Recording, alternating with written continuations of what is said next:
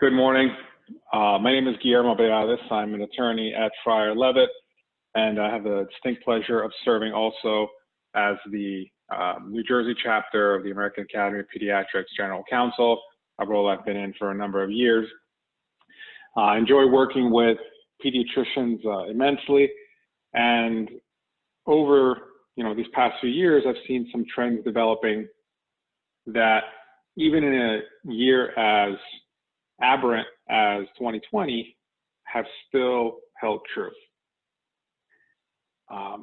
The purpose here today is to educate you, talk to you about the year in review, talk about some things, some trends that we're seeing, give you a bit of a roadmap for the road ahead, and obviously try to guide you in a way that you can reduce risk and help you identify potential problematic areas. I'm talking to you, these are my opinions, not the opinions of Frier Levitt, and these are not, obviously, does not constitute legal advice. If you do want any legal advice, you can feel free to reach out to NJAAP, who will connect you with me, or you can reach out to me directly. Frier Levitt, we're a boutique firm where we have over 30 attorneys in New York, New Jersey, but we are actually licensed to practice in many states throughout the country. And, we have a particular set of attorneys that specialize in various healthcare areas, whether it's you're starting a practice, you're merging, you're selling, you want a contract with a vendor reviewed, anything of that nature, we'd be more than happy to help you with. Please reach out if you ever have any legal needs, specifically when they're related to healthcare services. As I mentioned, I'm Guillermo BEADES, and the primary areas of focus for me are audits, board matters, anything to do with the licensing board, credentialing issues, and civil litigation. I have some criminal litigation, but only when it stems out of allegations of inappropriate billing. So, the year in review, 2020. 2020 did not start out like most people expected. I think that's an understatement. When people think about, the start of the year, they're talking, they're thinking about social events like, the Oscars or the Super Bowl or things of that nature. This year, the main topic in most people's mind come January were some social justice issues. There was, a massive fire in Australia, a shocking celebrity death like Kobe Bryant, and the healthcare industry was dealing just with the flu.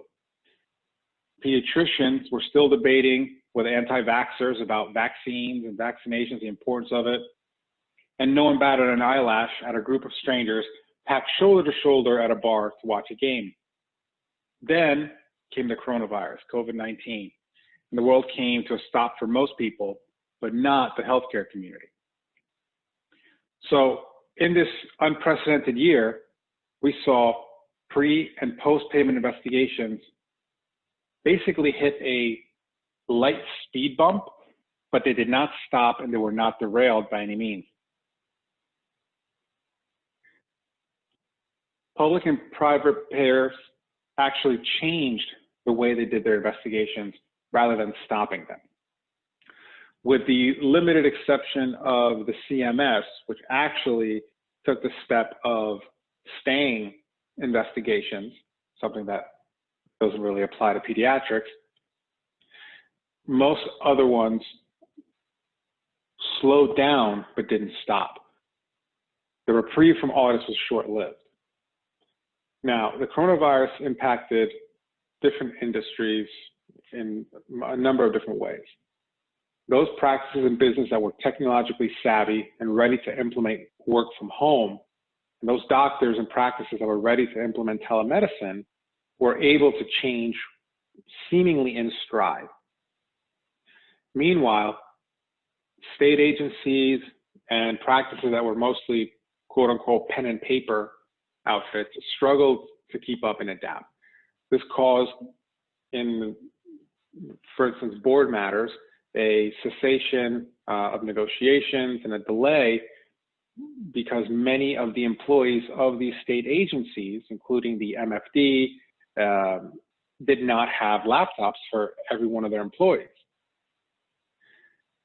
Post-payment demands returned, and some payers are now, even though there's a second wave, resuming in-person on-site visits and document reviews. Payers continue to target highly used pediatric codes and services. Those include E&M codes, particularly high-level ones like level 4s and 5s, initial visits and follow-ups. Modifiers, this is particularly seen when a sick and wellness visit is billed on the same day.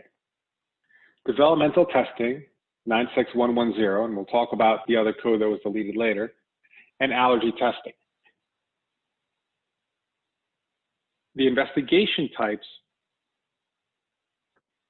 also changed. So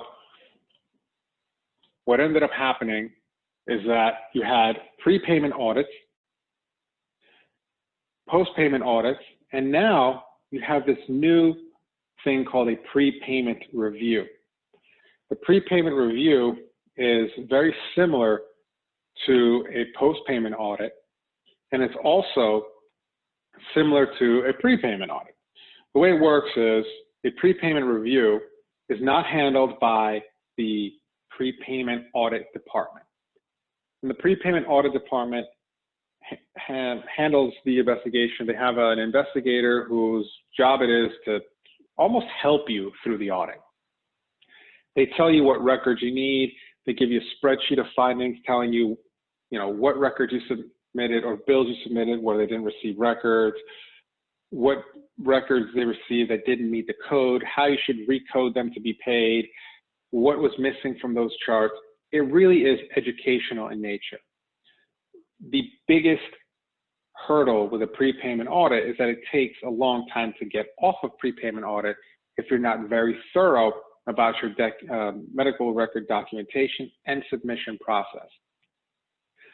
Post-payment audits, those are the ones that most providers are familiar with. That's where you receive a letter in the mail saying you owe us this much money. When we're talking about prepayment reviews, these are prepayment audits handled by the SIU, the Special Investigations Unit. That is somebody whose job it is to focus on fraud, waste, and abuse. They're not educational in nature. You don't get a spreadsheet with findings and feedback. They essentially tell you along the way, yes, you're doing well, no, you're not doing well, without really giving you too much information, without giving you the ability to appeal individual claims that they deny. On a prepayment audit, if they denied 3 or 4 claims because they mentioned that you were missing some documentation, and you appeal that, then what happens is, you could go through the appeal process for each one of those individual claims and have them overturned. On a prepayment review, many auditors will not allow you to appeal their findings. After they have a sufficient sample size, after they reviewed a few months of claims, they will actually calculate an overpayment demand like a post-payment audit and say, well, doctor, we noticed a 75% error rate in your billing of 96111 or 96110.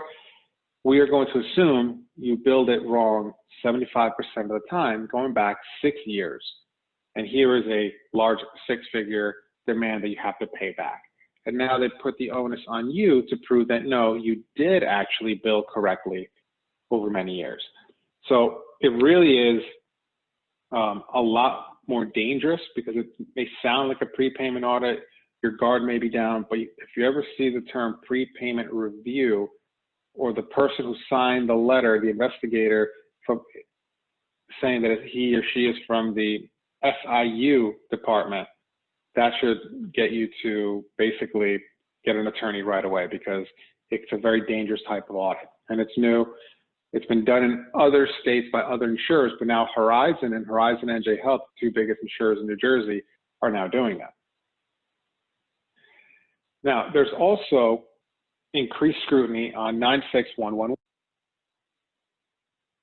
I will go over this quickly because the code has actually been deleted, and also, 96111 is usually not used very prevalently, wasn't used prevalently unless you had a subspecialty that required it.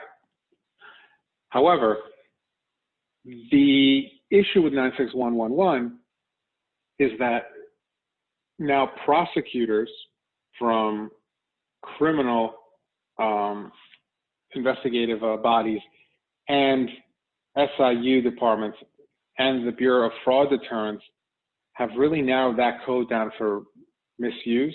And because they are under the belief that it is so different from 96110, any provider that used it a disproportionate amount of times, that was an outlier compared to their friends, their colleagues, the people who they work with, the people from other practices in their geographic location, they are going to be brought in and questioned. And the amount in controversy isn't what drives this. It's the prevalence of use of 96111 and whether your documentation supports it or not. This is a situation where 96111 and the way that it's being scrutinized by private payers, by the Medicaid Fraud Division, Bureau of Insurance Fraud Prosecutor, you may want to consider self-disclosure if you have used it incorrectly and frequently in the past. We typically don't advise to do that, but if you have been using 96111 a lot, you certainly want to be independently audited. And depending on your findings, you may need to consider a self-disclosure. So what's happened in 2020? Well, we've had some policy changes, and among those is a pretty significant one from Horizon NJ Health. So Horizon NJ Health for years has been auditing and will continue to audit in the foreseeable future pediatricians who bill allergy testing and who bill for the administration of immunotherapy. Allergy testing, immunotherapy services were taken away from primary caregivers, pediatricians, and limited to allergists, immunologists, and ENTs by Horizon NJ Health. That means they will not pay for those services if you administer them, regardless of your rationale or reason. This is a sign of future limitations, in my opinion, by Horizon Blue Cross Blue Shield. Usually when the commercial side implements a policy, the Medicaid side will follow, and vice versa. So Horizon NJ Health policy should be followed by Horizon Blue Cross Blue Shield. Pediatricians without a subspecialty in allergy or ENT are at an increased risk of these audits because they're going to know you shouldn't be billing them to begin with. Now, the fact that they shouldn't be paying these codes versus the reality that they may be paying these codes if you're billing them currently, that's something that you need to be very careful of, because many times they will change their policies, but their billing systems won't be updated. So you may have been billing allergy codes since May of this year when this policy came into effect and been paid quite a bit of money since May when their policy changed and specifically said you cannot bill these services. That means you have been overpaid or improperly paid since May of this year. Again, this is going to require self-disclosure. The other thing that you need to keep in mind is that allergy testing is limited only by Horizon NJ Health. So if you're going to have allergy testing, it's allowable by other insurance companies. So you're going to have to be very, very careful that there's no overlap or there's no mistakes or there's no issues with Horizon NJ Health patients. If you see that you have been billing incorrectly, again, contact a healthcare attorney and make sure that you self-disclose, because if you don't and they come after you themselves, they can then do an overpayment demand and go back multiple years, because they'll trigger an audit. If you're going to do immunotherapy, if you're going to do allergy testing for non-NJ health patients in the state of New Jersey, I'm not saying that you shouldn't or you can't, but just please be mindful of the limitations, such as the fact that an MA cannot be involved in the allergy testing, even if it's the skin prick testing, and they can't be involved in the preparation of allergens. Even if you have a contract with an allergy company who's providing you a tech, those techs in the state of New Jersey cannot do the jobs that a lot of times that they perform in practices. Other policies impacting pediatrics, these aren't necessarily new, but they're a reminder that they're still being audited. VEP testing, if you're not doing much VEP testing, no need to worry about it, but if you're doing a lot of VEP testing, they still consider it to be experimental, and they have very strict guidelines as to frequency, what needs to be in the documentation of your office note to justify the use of VEP testing, the age of the child that makes it appropriate. There's a cutoff age and a range that they accept. It's very important to be well-versed in VEP testing guidelines. Frequency of developmental testing. Horizon has in its website intervals by which they say that you should be doing testing. A lot of times it aligns with the Denver 2 forms. When you're doing developmental testing at every single well visit, at every single visit that they come in, that is going to be seen as excessive, because at a certain point in time, the gap between frequency of developmental testing starts to grow. And if you're doing it, in well visits or other visits that are in between those recommended date ranges, that's when you're going to have issues of overuse. They're going to call them developmental screening, not developmental testing. And they're going to say developmental screenings are part of the EMM visit, the wellness visit. So documentation is key here. Are you documenting which instrument you're using for determining or for conducting the developmental testing? Is it being documented well? Are you keeping a copy of that test, of that instrumentation used? These are all very important things to keep in mind. Nutrition counseling has been popping up lately. That's something where we want to make sure that you have the correct documentation and training, because a lot of times now Horizon's saying that the pediatricians are going outside of their area of expertise to provide nutrition counseling. It also requires, when we're talking about nutrition counseling, a lot more documentation and face-to-face time and different documentation requirements than what would normally be considered. It's different from giving advice about eating clean and eating healthy. Nutrition counseling really goes above and beyond that. And then lastly, this has been a hot button item, and if we do this presentation again next year, you'll see it on there again. Well and sick visits on the same date of service. That is something that private payers, public payers, they all focus on, and it's because of the fact that you need to really show what was done above and beyond the wellness visit. You have to document specifically what the ailment was or the complaint was.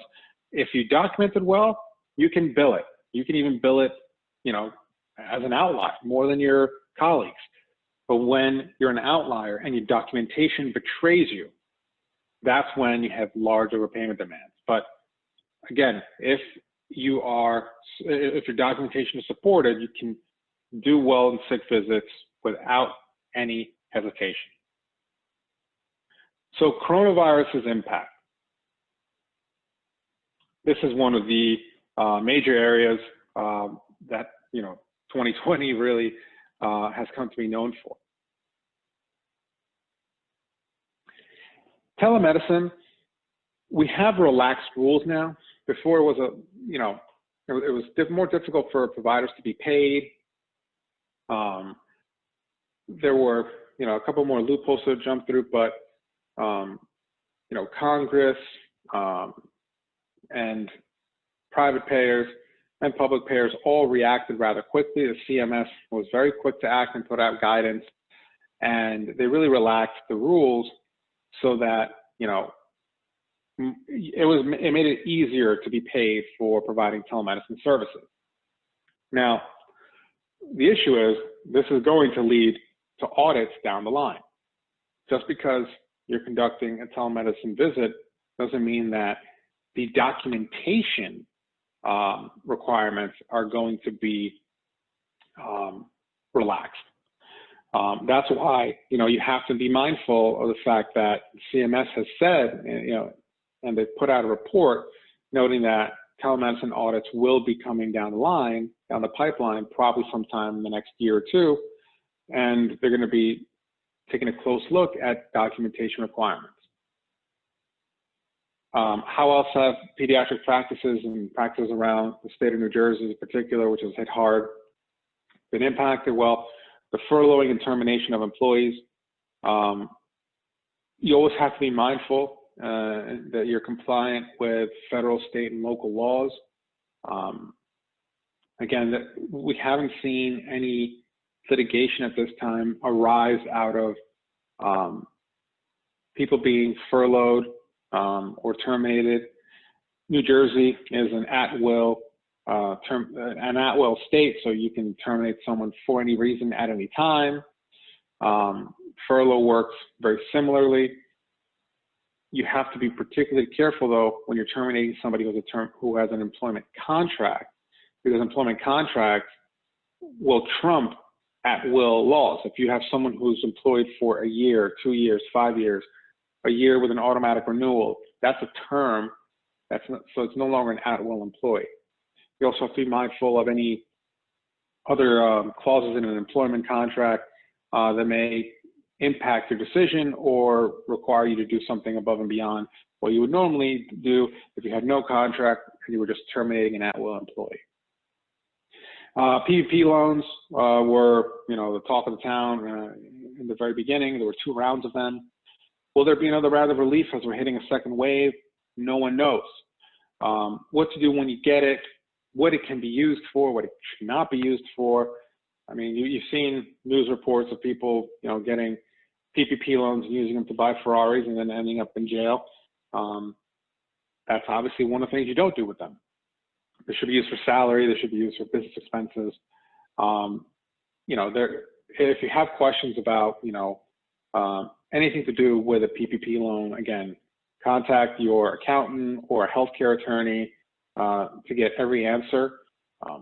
They are much more relaxed than other loans that you receive. They don't have as many strings to other ones, but you do want to make sure that you abide by all of the rules and regulations. Other areas of potential relief out there for pediatric practices who were impacted by this. Well, some insurance policies have a business interruption clause where certain acts, including an act of God like a pandemic, could result in some reimbursement of expenses or payment for losses incurred as a result of a business closure or decreased volume. If you have a policy for your business that you're not entirely sure whether or not they have a business interruption claim, or if you see something like business interruption claims or clause, or hey, you want to know if it applies to you, you can feel free to forward that to my firm as a favor to the American Academy of Pediatrics New Jersey chapter. Will do a pro bono review of your contract to let you know whether or not you have any rights under your policy for a business interruption clause claim, and if so, then we can obviously help you with that area. But we can definitely do a pro bono look at your policy to get you some relief if you have a policy that you believe may have that. So During this second wave, what lessons have we learned from the very recent past? Well, telemedicine is definitely on demand, but we have to make sure that we're mindful of the fact that although it's right now being used by everyone, it will eventually lead to audits, which leads to the next point that audits are not going away. In fact, as I mentioned earlier, some carriers are already doing on-site reviews. Telemedicine is helping, but will also make it harder to defend some of these audits, especially if you're doing face-to-face visits. You have to make sure that you document time correctly and accurately. COVID has provided for flexibility and opportunities for those who are actually ready to take advantage of it. That's the case really with telemedicine. Those practices that were ready to take on and shift quickly, they were able to take advantage of that. And we've seen certain practices in certain areas really flourish with that. So as you adapt to these changes in healthcare in 2020, what can we expect for 2021? What can we expect, in the road ahead? Well, again, not to beat a dead horse, but audits and overpayment demands are going to continue to dominate. But it doesn't mean you have to fear them. Have a plan of action. If you receive a letter, if you receive an email, if you receive a call from an investigator, stop and assess. Who is calling? As I mentioned earlier, is it someone from a special investigations unit? Do you see SIU or special investigations unit in their title? If so, contact your attorney. If it's someone like just a regular prepayment audit, okay, you may want to handle it yourself, or you may want to contact your med mal carrier, because in New Jersey, most medical malpractice insurance carriers have audit defense coverage, meaning you can call MedPro, you can call MD Advantage, you can call Conventus, you can call whomever, and they will let you know that, yes, you have coverage for this. We're going to assign you healthcare counsel, and you are going to not have to pay anything to defend this audit. In a prepayment audit, they will also, and post-payment audits will also pay for a certified professional coder to help you through that process. So you get an audit, have a plan of action. If you see that it's problematic, if it has any scary language about calling you an outlier, or if it mentions aberrant billing, if you see it focusing on allergy testing or anything of that nature, contact your insurance company, open up a claim, have them handle it for you. This is why you pay your malpractice premiums. Compliance can be a profit center. This is something that I think a lot of pediatricians and other providers are really unaware of. Many people think of compliance as a four-letter word, but it actually can lead to increased profits. For instance, we've had clients go through audits and discover that they have been auditing fairly well, maybe a small overpayment demand, a small error rate. But what we come to learn when we dig deeper is that they have been undercoding or simply not coding for other services that they're providing and leaving money on the table. That, a lot of times, when you compound that over years, leads to hundreds of thousands of dollars, not millions, that you're leaving on the table. So when you're thinking of compliance, it's not a bad thing to have a certified professional coder or an attorney come in and make sure that you're compliant. Compliant, yes, it can save you money by avoiding a headache. So by making sure that any lease agreement you have is for fair market value and it's not a possible kickback. By making sure that any lab company or any allergy company or any other vendor that comes into your practice, even if they have a contract that says, oh, everything's fine, have it reviewed by your own healthcare attorney, not a real estate attorney, not your friend who has a practice, not a sibling or family member who went to law school, by a healthcare attorney, because Stark law, New Jersey's Cody law, the anti-kickback statute, they're highly complex. They're highly, highly complex, okay? If you need, your child taken care of, you go to a pediatrician, okay? You don't just go to somebody who had a few years of medical school. So compliance can be a profit center. Think about that. Think about compliance in 2021. Make it, a yearly thing. That can save you headaches, that can save you money, and it can even earn you money if you start seeing what you could and should be doing out there that you're not doing. The second wave of COVID is here.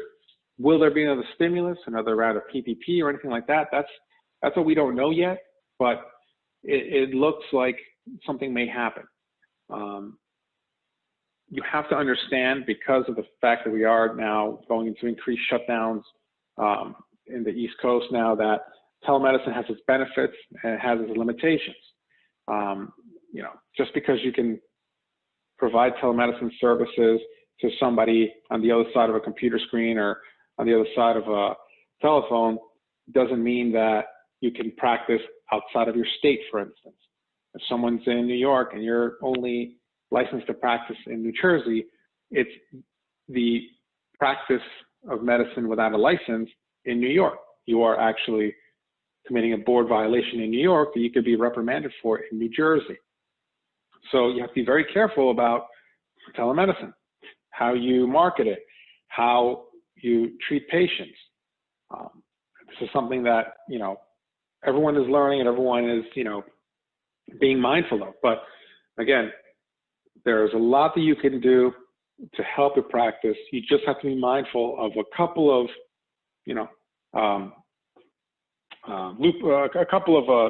landmines here and there. But for the most part, telemedicine, in my opinion, is here to stay. The benefits to patients is tremendous.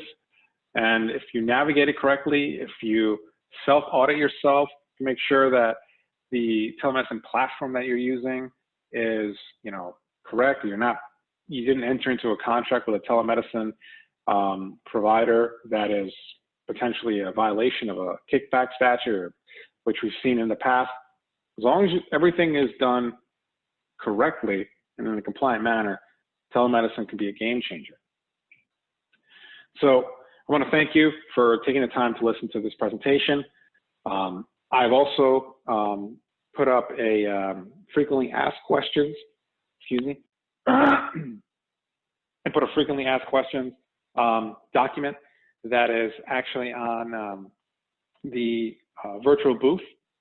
And it's got a number of different things that are frequently asked of me. They're different type of, legal questions that pertain particularly to pediatrics. Some are general, some are very specific. So feel free to check that out, as well as other resources for other things like the formation of a super group, which we were in the process of doing before COVID hit, with a number of practices to form a pediatric super group or pediatric. We're thinking of doing a pediatric super group with a specialty, possibly in Medicaid or Medicaid companies and COs. So there's a lot of exciting things happening. I look forward to hearing from all of you. If you have any questions, always feel free to reach out to me.